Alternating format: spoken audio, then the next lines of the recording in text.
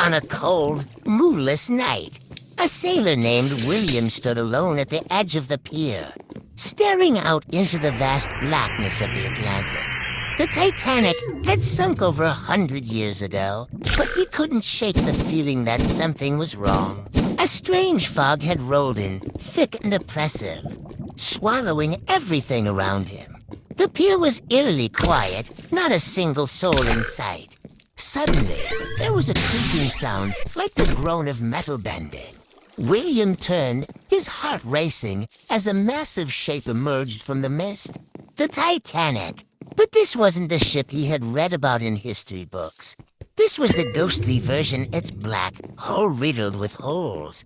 Its grand decks bathed in a dim, spectral light. As it approached the pier, a figure appeared at the rail of the ship, a woman in a long, white gown, her face pale and twisted in sorrow. She stared at William with empty eyes. "Help us," she whispered, her voice barely audible over the wind. "Help us before it's too late." Terrified, William tried to move, but his legs were frozen in place.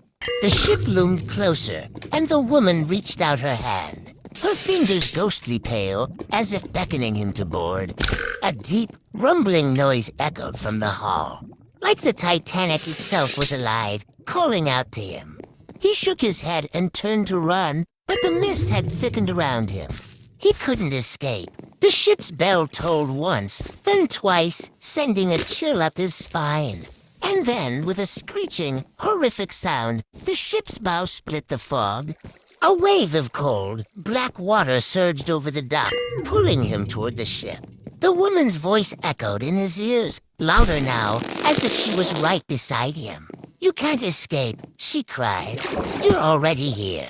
William's scream was drowned out by the relentless pull of the water, dragging him under into the depths where the Titanic would forever remain.